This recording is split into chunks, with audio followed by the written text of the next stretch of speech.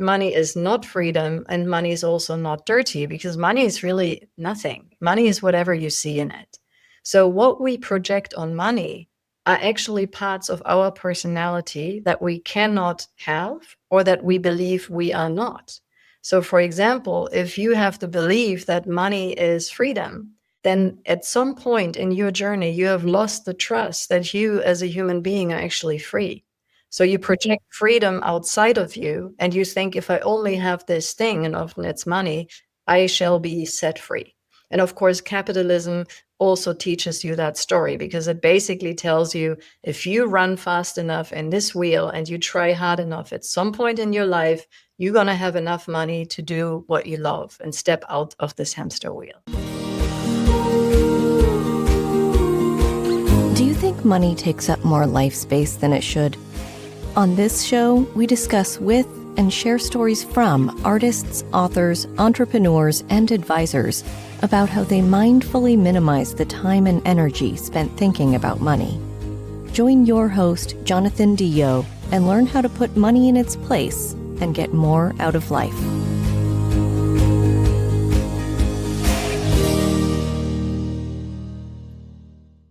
Hey, welcome back. On this episode of the Mindful Money Podcast, I'm chatting with Nadja, and I was coached in this before we started, Taranczewski. Nadja is a psychologist and works as a coach and facilitator. As a coach, her specialty is supporting high net worth individuals to become money conscious and align money, investing, and purpose.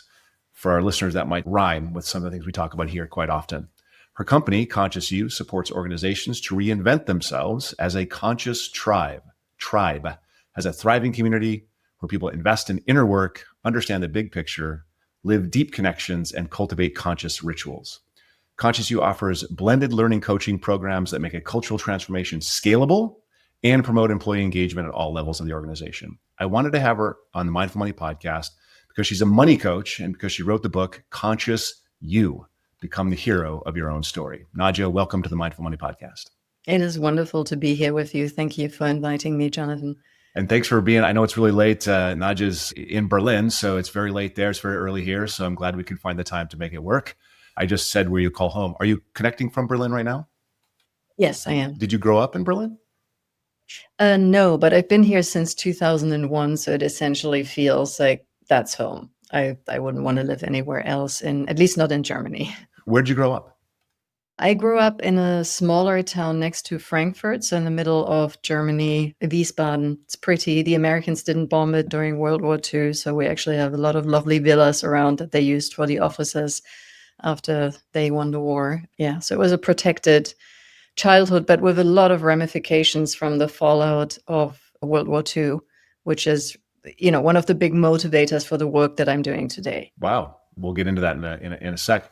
I'm curious, and I don't get to ask this question very often of somebody from another country. So I want to ask, what did you learn about money or entrepreneurship as a kid growing up? A lot and very little at the same time, because my parents were both self-employed. So I grew up with a mom who was an artist and a father, well, actually sort of two dads. My parents divorced when I was 7. So I had an adopted father who was my mom's second husband, and he was actually a political comedian. So he was touring the country to do stand-up comedy, essentially. And my biological father was running an insurance agency, but in his own capacity. So he was self-employed as well. So I've never been around people who had a traditional 9-to-5 job.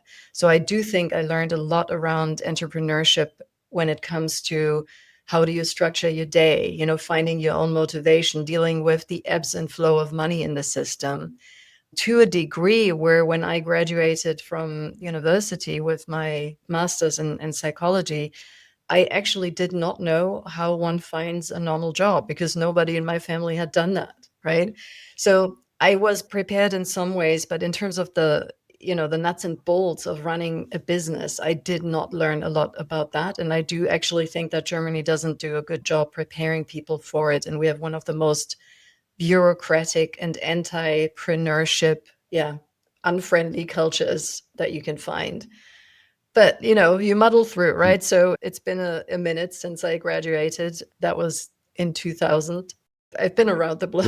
Yeah. And It has worked, It's really interesting to hear. I would never have guessed that I was going to chat with somebody who's born and raised, lives in Germany, who basically you have three entrepreneurs as parents, right? Mhm. Stand-up comedian going around artist, which that's entrepreneurial. Absolutely. You have to be. Mhm. And then an insurance person, insurance salesperson, insurance, broker. Do you call it a broker in Germany? Yeah, an insurance broker, but actually, even my dad 20 years ago, he started being a coach, so he is now also a coach, and we've worked together, and yeah, so there's a lot of overlap between my parents and their interests and what I'm doing today. So, and I've got a really close friend of mine who actually went to grad school in a completely different world in Germany. And he said the same thing you said. Very bureaucratic, very difficult to get something started, very difficult, and a whole lot of sternness and just argumentativeness. And it was just not fun there. Just really quickly, like, how was it growing up in that environment? Did you have conversations with friends whose parents had just regular jobs, and did any of that come to light then? Were you aware of that difference as a child? No, I was not. And funnily, the first time that I really consciously thought of the fact that I never figured out how to get a proper job, quote unquote, was maybe 10 years ago when I was sitting in a car with a bunch of coaching colleagues, fellow facilitators, and we're going back from a client, and everybody was talking about what was my first job before I was doing this. And suddenly I had this moment of revelation where I was like, I did not even know how to get a normal job, and I never tried because that was so alien to me, right? So everything that I had known were people who just, in some ways, did what they believed in and loved. So one thing that was certainly wonderful about this world was that I never had parents who were disenfranchised or disengaged from what they were doing professionally. And it was always clear to me that I had the right, if not even the obligation, to do something that felt meaningful. Oh, that's beautiful. It's not. It wasn't this. You didn't watch the slog. That's got to be the best lesson ever, right? Being given permission to pursue what your heart wanted to pursue. I would say so. Actually, I've never thought about that either. So I should thank my parents for having planted this bug in me, because that's very much what I'm doing with my clients today, right? Is to get away from what I call the normal regime, where people sort of are caught in this slog because it's like a golden hamster wheel that we've been trained to run in, and instead step into something that feels more natural, and that is actually deeply connected to following your inner root, your inner radix, your knowing about what your purpose either is or what you would like it to be in the world. And so to have had that from the beginning is a gift. Blessing. Give us a sense, before we get into some of the more specifics, give us a sense of your career path. What brought you to psychology, and then why money, and then why write a book? So psychology, maybe to tie that back to the beginning of our conversation. So I have, as you can see with my name, the full first name is Nadjeschda, last name Taranczewski. It's not a very German name. So my first name is Russian. My last name is my wife's last name. Before I married her, my name was Zawadzki Krasnopolski, so it was even longer. So I downsized. But, that shows you that I do have two different branches in my family. So on my mom's side, I have a German family for many generations. But on my father's side, his dad was Russian and his mom was Polish. And they actually had very horrible experiences during World War II, to a degree where my grandmother was forced into prostitution, and she was a live-in prostitute for a German officer. So the German army forced her to live in Berlin with this man of whom she had a child as well. And my Russian grandfather, the German army took him in when they invaded Paris, because he was living as a journalist in Paris at the time. And because of his ties into the Eastern European community, they wanted him to work for them as an informant. And after he nicely declined twice, they threw him into a concentration camp and tortured him until he agreed.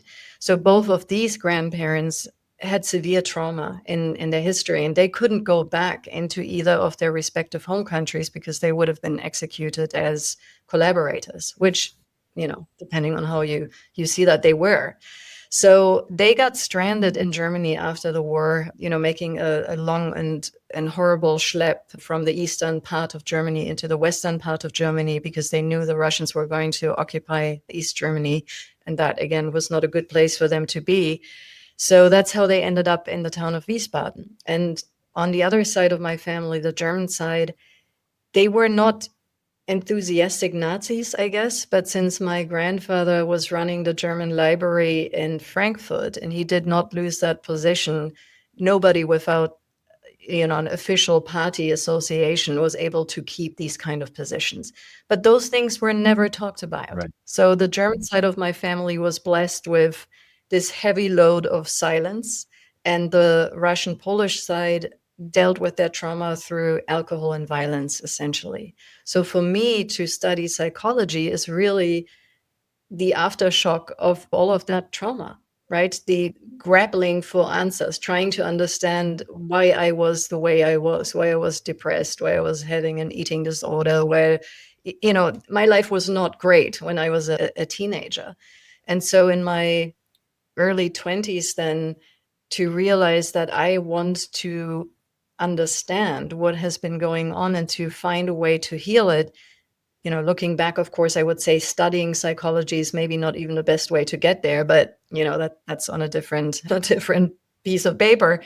I did study psychology and I got very interested in how do we create the narratives of our lives, and what do we need to understand to disentangle us, and do we need to understand anything to disentangle us? And so that's where the book then came from, is all of these parts of my own story, plus the parts of my clients' stories that had, equally horrible, traumatic, exciting, just crazy experiences, because all family stories are like that. And then figuring out what are the most impactful modalities that I have found along the way that have really helped me to shift something. And that's what I put into the book. There's a lot there. So you talk about in the book the construction of our identities being unconscious, early experiences before we know we're constructing an identity. You're just talking about that for yourself as well. All these things that went into how you became who you are. How does someone then begin to unwind and dismantle some of that stuff that creates the limiting identity? So maybe the two things that I now feel are the most helpful is, the first thing is a deeper understanding of reality and how we create reality in our brain. And what we know today from research into brain functions is that there is no such thing as an objective reality that we as a human being can perceive, right? So therefore, we are creating the reality that we are experiencing. And a big part of that is the narrative, so the story that we tell ourselves. And these stories have been built for consistency, because we like to have consistency in our narrative, and we'll spin it in a way that sort of makes sense for us. But when we realize, for example, that our memories do not function the way we might have thought they function. So I think most of us have this notion that there is nearly like a camera in our brain, and I have an experience and that camera records my experience. And then when I have a memory, I look at that recording. So I look at this thing that happened as if that was now. But in fact, our brain doesn't work like a camera. It much more works like a projector or like a painter. So whatever we pull out of our archives is then filled in with all the juicy details the moment of the remembering.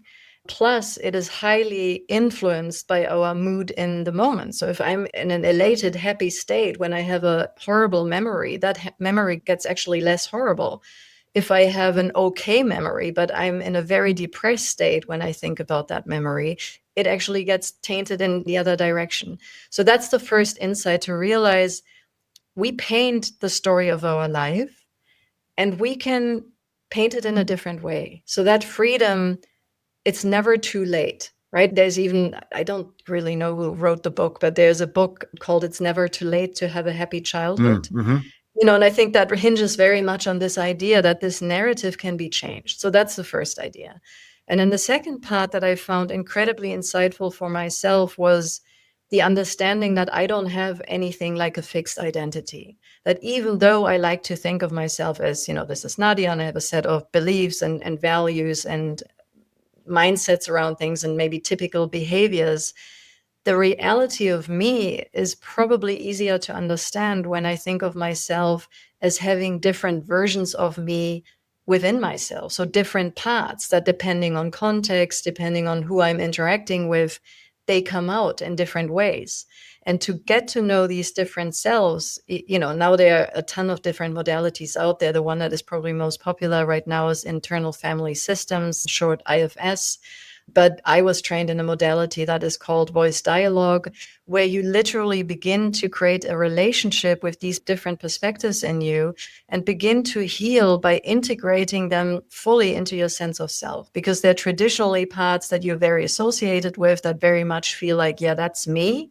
Where's the polarity of that? Yeah. So for every inner pusher or driver, where's my inner couch potato? Where's the part of me that doesn't want to perform all the time? Do I have a relationship with that part? How could my life benefit if I were to develop a deeper relationship with that facet of me? So those are two that I found really powerful. You asked before we got on where I found you, and that's what I found. I just remembered that when you were saying this. I read an article or an interview where you were talking about how we manufacture our own realities through the narratives we create post-experiential. And then we flavor it with just exactly what you said. We flavor that manufactured reality with the emotions at the moment of the remembering.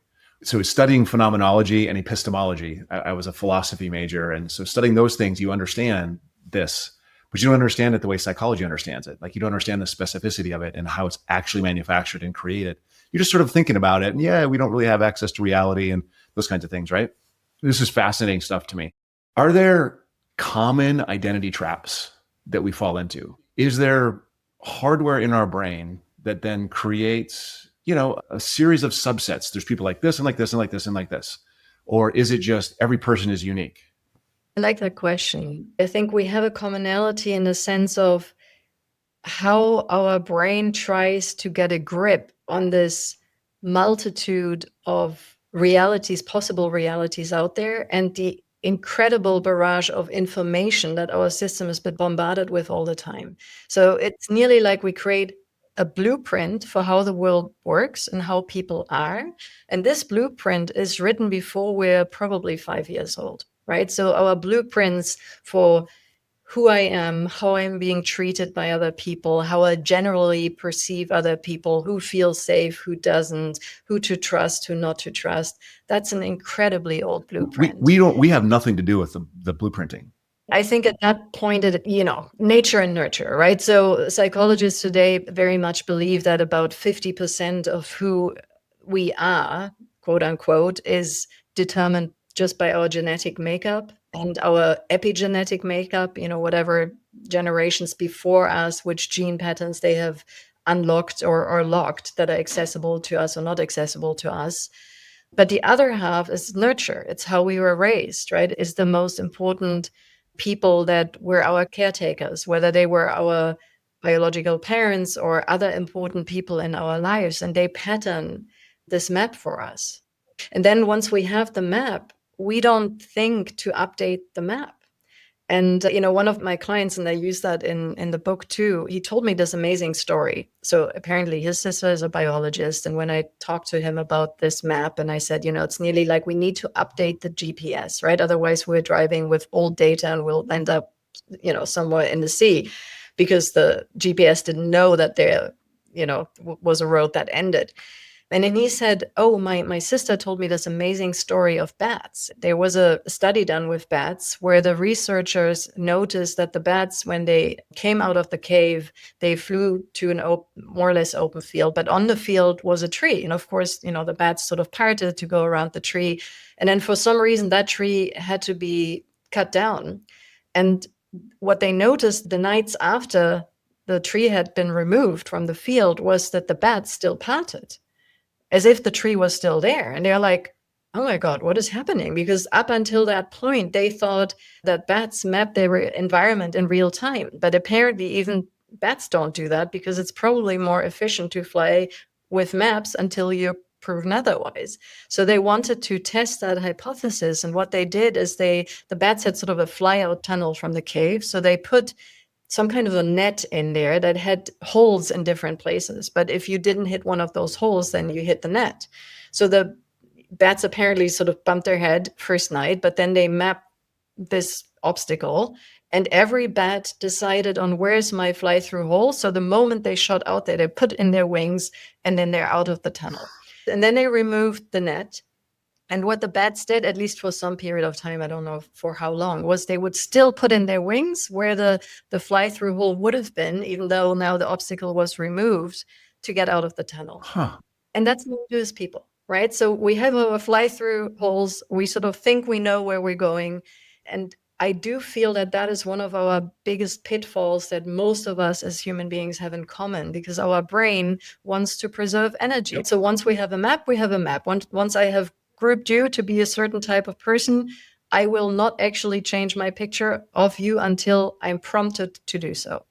Okay, we're diving into money now because 20 years ago, I told the stories of where I was speaking on stage talking about people and why money is so hard. I said then, without knowing everything you just talked about, that we learn stories about money at the feet of our parents and grandparents before we know we're learning these stories, right?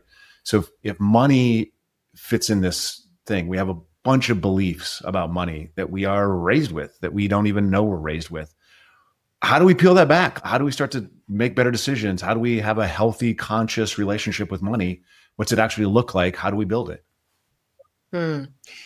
If you would allow me, I feel like I need to create a bit more context, right, for this particular approach to money work. So the money work ideas that I'm going to share with you, they're based on the research of my friend and mentor, Peter Koenig. Peter is now in his mid-70s. He's a gentleman who is British, has lived in Switzerland for a very long time. And he was one of the first, if you want, organizational developers, even before anybody had a name for that.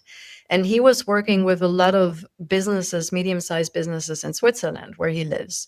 And he said, it's fascinating to go into these top team events or work with families that owned the businesses. And, we had the most amazing conversations about values, about visions, about the impact we wanted to create in the world. And I supported those groups of people to have these conversations. And then suddenly all bets were off the moment money entered the room, right? So the moment money was on the table, people started fighting. They started protecting their own turf. They said, that's not in the budget. We need to watch the bottom line. So when you say money is on the table, in what way was money on the table? Well, when suddenly it became about how do we finance this, for example, right? Yeah. When suddenly money became the reality, right? Beforehand, we're all sort of in dreamland, la la land, and then suddenly money makes everything concrete. So real. Yeah. And then he said, but why is that? Like, why is everybody getting so irrational the moment we talk about money, right? As if money was not just a human invention. He's like, we made this, right? It's not gravity. Like we can negotiate this with one another. It has such a strong effect on us. So out of those first observations, what came was first the understanding, of course, that money, according to what we just talked about with our brains and psychology, money is not something that is like a law of nature. Money is a human creation, and we see a lot of different things in money. If you have a group of people and you ask them, what is money? And you write down all of their responses on a flip chart, you'll have 30 different things on the flip chart, right? So some people will say money is freedom. Others will say money corrupts you. Mm-hmm. Money destroys the planet. Money is security. Maybe money is even love, right? So you have this incredible range of what people see in money.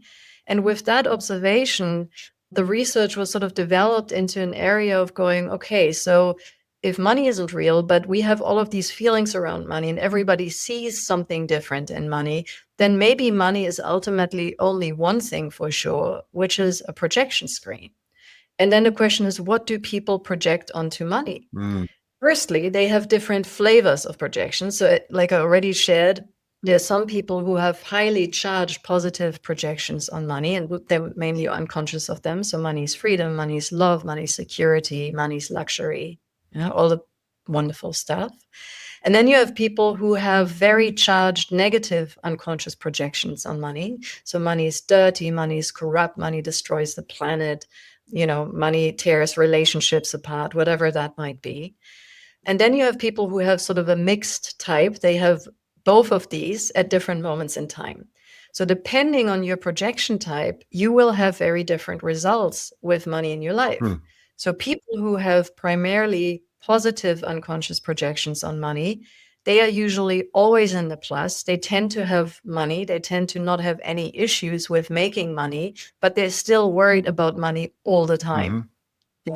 So having money does not actually make them feel safe or protected or loved. That's me. Yep. Yeah, I'll feel safe and protected, love when I have it, and I have it. I don't. So it doesn't work. Right, exactly, right? Because what people then with that type of projections often realize that money is a moving target. Yep. Right? If I had asked you when you were a student, how much money do you need to have in the bank to feel safe? Oh, I can give you like 30 years of my changing, moving the goalpost. I know the goalpost moved, and I watched the move. It was, fun. What were the big goalposts for you? So how did it progress? Well, for me, it was in business. So I started in this business 30 years ago. I wanted to have like 10 million under management. If I had 10 million under management, I would make a certain amount of money from that. And then I had a manager who said, no, Jonathan, you're good at this. You're going to get to 100 million under management. So, that was my new goal, 100 million under management, and the income that came from that. And then I started setting metrics on how many people I wanted to employ and and the size of business I had and the impact I wanted to have in the community. And then I set sort of a metric for the sales price of my company. As you scale, there's just more. You just get more. You just want more, you more and more. And I've been meditating for 30 years. I study Buddhism. I understand how this stuff works. I've studied it. No, that didn't solve my issues. I still just dove right head first into all this garbage. So I love this conversation. Isn't it fascinating, right? I mean, it's not just you, obviously, because our entire economy is built right on these projections. So don't take it too personal. It's not you. It's sort of all of us. It's the capitalist system in which we have been socialized, and it's in our bones. It's in our cells. Like, we believe this stuff. So if we have positive projections on money, then our shadow is greed, right? Because we can never get enough. And not because we're bad people, but because a part of us really believes this is the magical substance that is going to save me, right? And if I believe that, then of course I have to have more and more and more of this substance. I just don't update my map. Yeah. So I don't actually realize this is not helping. Yeah. And because, of course, when I make more money, my circle of friends maybe changes. And then suddenly I don't just have one car, I have two. And then I don't just have one house, I might have two houses. And then my friends are more successful. And then I want a vacation home somewhere. The more that happens, the more money I need to create to keep this machine running. So I've essentially stepped into a golden hamster wheel that spins faster and faster and faster. And I have to keep running to make this work. But, then there are people who have the opposite problem. So they have very deep-rooted negative beliefs about money. And very often it has to do with how money showed up in their families. So they've seen relationships break apart. They've seen their parents fight over it. They've seen their whole families being teared into pieces because of inheritance fights, right? Or they might be very politically minded. They sort of look at where the planet is going and they go, well, what's the biggest issue here is people with money, right? Because they destroy the planet. So their pattern is they are constantly in the fear of not making enough money to earn an existence, which is often true. So they're usually in the minus. The moment they make money, they lose it. And their shadow is this ignorance, is this pushing away of money. So the moment money even comes close to them, they find a way to make it disappear. Can you just really quickly touch on the concept of shadow being greed or ignorance? So for the positive projections, what we mean by shadow is if these projections were fully conscious, they would have a different effect because, again, the way we create reality is actually all of it is projection. So we cannot live, our physical body cannot live without creating projections. That's what we do as human beings all day long. But of course, as with everything, it makes a difference. And if I have some awareness that I'm doing that versus that I think everything the way I perceive it is reality.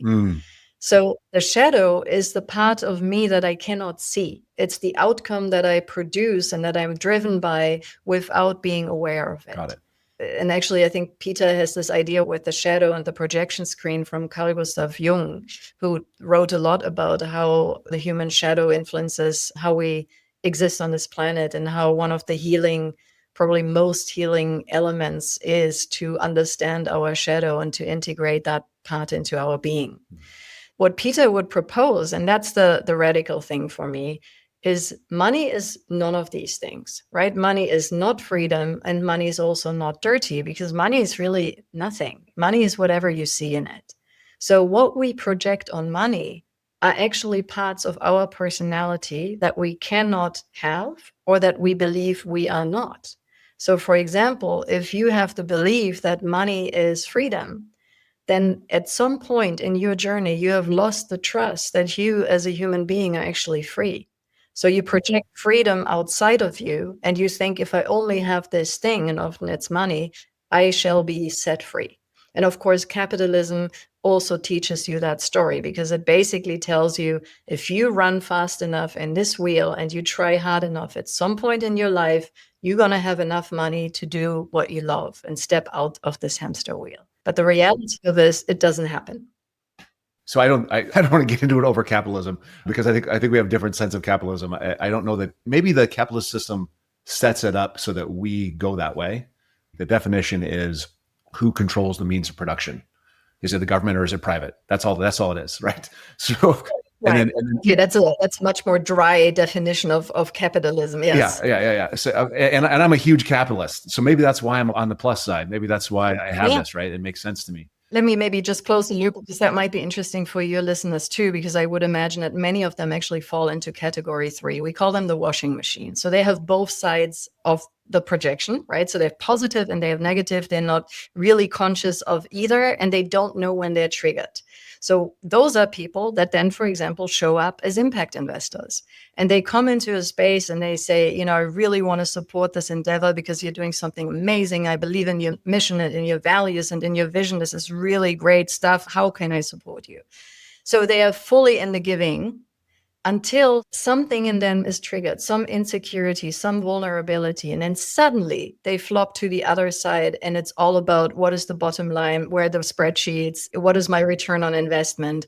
And so for investees in that space, this is a very confusing bunch of people to deal with, because it's a little bit like Mr. Jekyll and Mr. Hyde. You never quite know who you're going to sit at the table with. I have people in my head that I'm identifying that fall into these categories now. I didn't know that category before, but now I know. I was like, oh my God, that's what happened. Like, I saw that happen.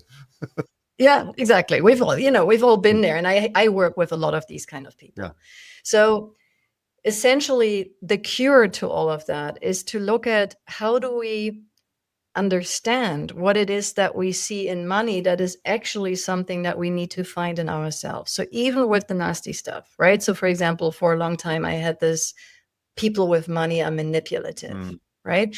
So the job for me was to find my inner manipulator and to go, actually, it's not the money that is manipulative, because money doesn't do anything. People with money can be manipulative, but what about me and my power of manipulation?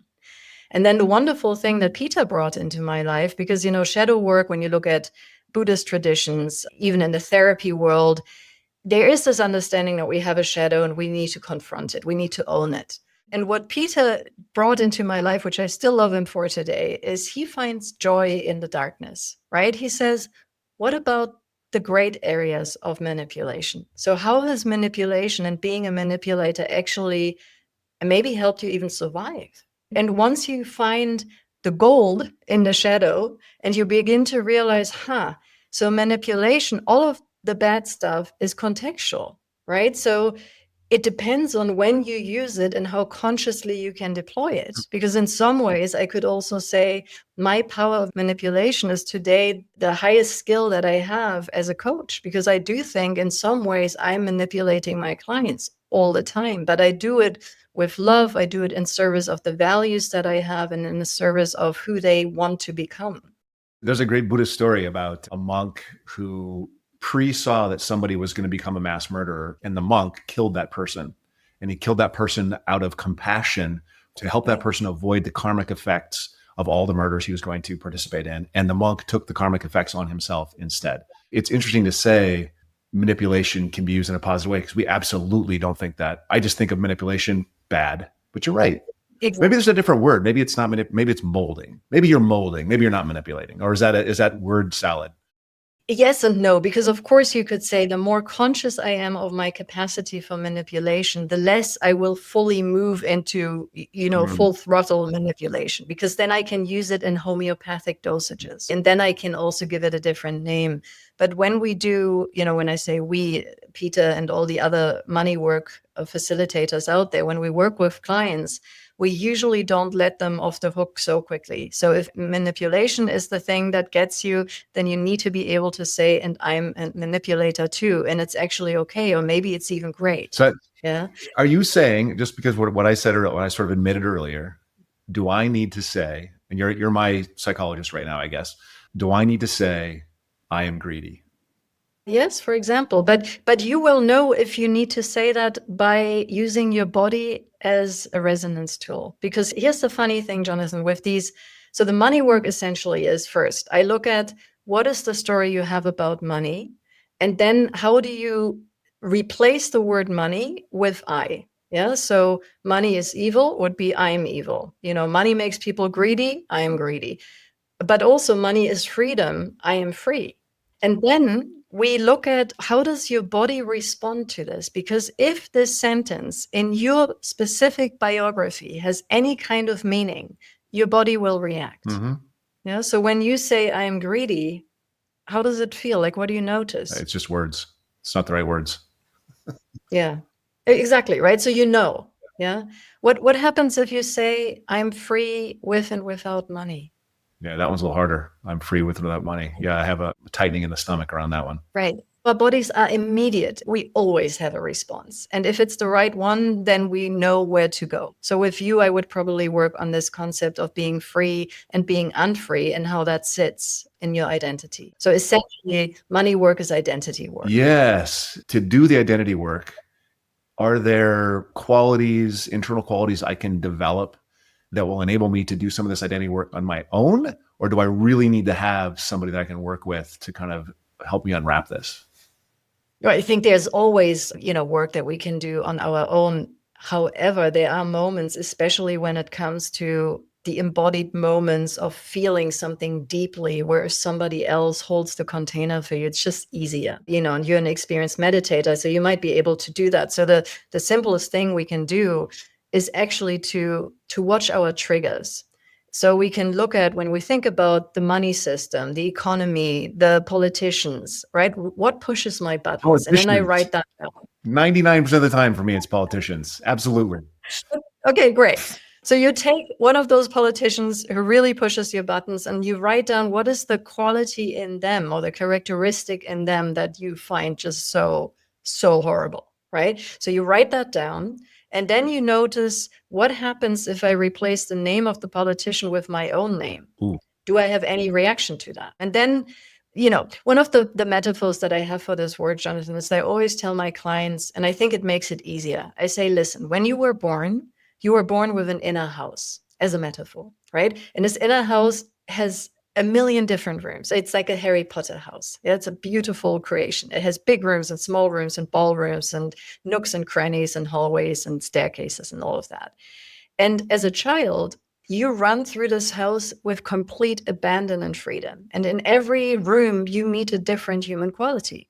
So if you've ever been around small children, you see that within the space of 2 minutes, they've been in 16 rooms, right? They go from bumping their knee and it's the biggest drama in the world to then they see a butterfly and they're fascinated.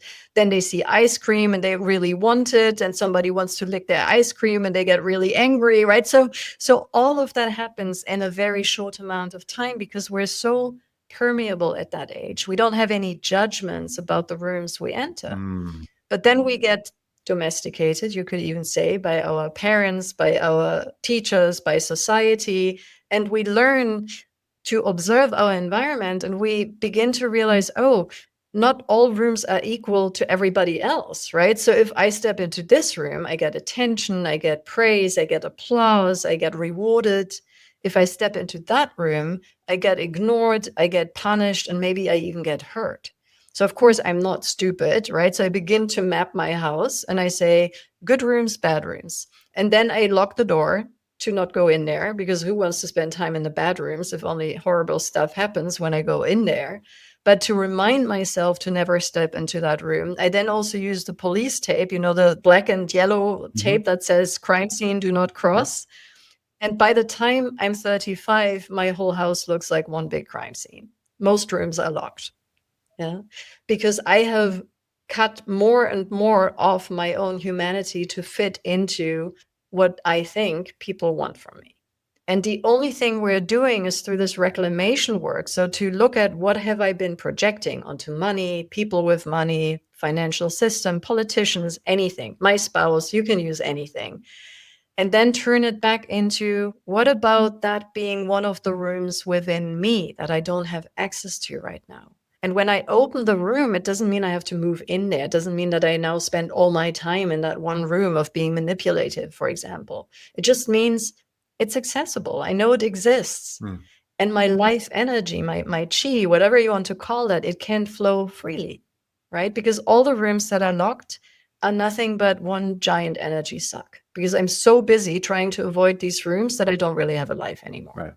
And maybe one other thing, just if you want to do this for yourself, you also look at what is the polarity. So for example, if we're working on freedom, you would also find what is the polarity of freedom for you. And it might not always be the exact thing you would find in the dictionary. So allow yourself to be surprised by what your unconscious comes up with. And then play with that. Yeah. So the idea is always nearly like a, infinity loop, that we're able to access both polarities and are comfortable having that be part of our being as a human being. This is completely off topic. Do you have a spiritual practice? I mean, do you meditate? Do you pray? Honestly, my spiritual practice is that. I feel that reclamation work is one of the easiest and most powerful levers to get clear with yourself and with the world and grow quiet. Right. So I do sometimes also meditate, but, I wouldn't claim to be, a long-standing meditator, but it is a space I can go to and that I sometimes do. But I notice the reclamation work plus the other part, and that's maybe one of the other modalities that I mention, at least in the book, is if you have access to that, do somatic work, do body work, right? Because there are things that are stored in our cells and our body that are not so easy to access through language and thought. And for me, that has been a game changer to work with a somatic therapist and to find a quietness in myself through the body. So that is maybe what I would say is my spiritual practice, is being very present with my body and really having my inner house be as accessible as it possibly can be. So I constantly feel like I'm unlocking new rooms and new facets of existing rooms, and it's great work. So I'm just going to use the inner house metaphor. We have the 10 commandments. Every religion has their things of don't do's, right? Are there some doors that culture or human history or something that we close that should be closed? Or are the doors always a signifier of a shadow that we should at least recognize, even if we don't participate in whatever activity it is? I would probably steer towards the latter. And again, let me connect that to my own family history. The rise of fascism in my country, and maybe now in your country, and maybe in my country again, right, is only possible because a lot of people don't believe that they have this room in their inner house. So they're essentially blind to it. That's not part of their self-concept. Also, in a way, they're sometimes blind to that somebody that they admire could actually move into that direction because they have them in their internal map pegged as a good person, right? So they cannot think anything ill of a good person. So it blinds us to not be able to know these rooms. And maybe also if we have to step into, for example, let's take the room of violence, because what happened in Germany during the 30s was at a moment in time when the Nazis could have been stopped. The probability to stop them would have been much greater if people had not disowned their own capacity for violence, right? By the time the masses woke up, It literally meant you were risking your It's life, too. right? But, violence in the sense of setting clear boundaries, right? When the first Jew was being attacked on the street, do I look away or do I tap into my own anger, into my own, here's a line being crossed? And do I voice that in a very clear and stern way? And if I don't have access to that room because I say I'm not that kind of person, I don't get upset with people, I'm not angry, then I just look away. And if we have enough people who look away because they don't want to step into that room, that's when we create a wonderful soil for fascism to rise, because some people don't have an issue with that room. Your statement earlier that money work is identity work is now just floating up to the surface for me, because I'm remembering some experiences as a child where my father would leave the room and go to the garage and like smash things. Like he was very angry, but he wouldn't express anger amongst the family. Like he would go someplace else and express anger. And there's an element of that not allowed to express anger that is just there, right? And so I know I have anger, but I like tamp it down, whatever, turn away, go do something else, distract, whatever. Scrolling is the answer to most things. It's very interesting because that actually, you're right, it's identity work. It's unlocking the doors. It's being open to it. It's turning, in Buddhism, it's turning towards. It's accepting, allowing, embracing the stuff that we don't like about ourselves. Do you recommend like a daily practice or a weekly practice or journaling or something to help people sort of get in touch with this? Is there something we can do on a regular basis to stop closing doors and maybe find doors to unlock and open? So again, just looking at my old triggers, like that points the way, right? Every time I get unduly upset about something and worked up about something. So, doing this inner work, much like maybe a practice of Buddhism, doesn't mean that I'm suddenly okay with everything, right? Because some people then say, yeah, but if I do all of that and then I find all of that in me, then I don't have an issue with anything anymore. And what kind of person is that? That's not going to happen. Right? You still have your values, but what changes is the charge that you have. So I can see somebody who does something that I don't agree with or maybe strongly disagree with, but without getting so riled up about it, because I can still say, I don't want that. That crosses a line for me. I don't agree with that, right? So there's something about using my energy in a much more constructive way when the personal charge that is connected to my story has actually been diffused and when this has been integrated into me. So this is the radical responsibility you talk about. Like it's vulnerable, open, honest self-knowledge is the only path to empowerment. That radical responsibility of getting to know what's real. And I think it's also the only path to peace, right? All of us, and it doesn't matter what your political orientation is, we need to look at who from the other camp pushes our buttons. What do we see in that person? And we need to find that in ourselves. The ignorance, the self-inflation, the decadence, whatever it is we see in these people, quote unquote. Where's that room in me? And how do I live with that room? And how can I find some beauty in it and also moderate it? Because that's the other thing about, to your question, are there some rooms that should never be opened?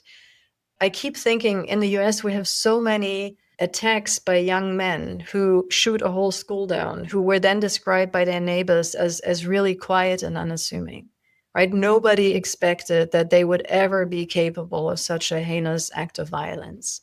So not acknowledging these rooms doesn't help us. Yeah. If the anger is there, we need to know about the anger, because only if I know about it can I then learn to deal with this in a productive way. And if I can't do it by myself, then I can get help with it. Yes. Yeah, but if I deny this room and I say, well, that doesn't exist, or nobody ever talks to me about it, then we are like a pressure cooker and something's got to give. And if I have a gun in that moment, that may not be the best combination. Right. Scary. We're sort of winding it here towards an end, but I like to ask every guest this question. And that's, if you meet somebody that's really curious and you have like a 2-minute, 3-minute window to give them, try this, like what is one thing a listener can do to like create a better relationship with their own identities? And then maybe that translates into financial success, but that's not what we're talking about right now. What's one thing I can do? Not wait for the trigger, but something I can actively do that will help me. So 2 things came to my mind. One doesn't necessarily even have anything to do with money, but it has something to do with getting better to use your body as a compass, as a friend, as a place where information happens, where you know what is right for you and what isn't. And the most simple thing you could do there is to So, for example, if I ask you to say the sentence, I am a man, just for a moment, I'm a man. and notice how your body feels. Yeah. Yeah.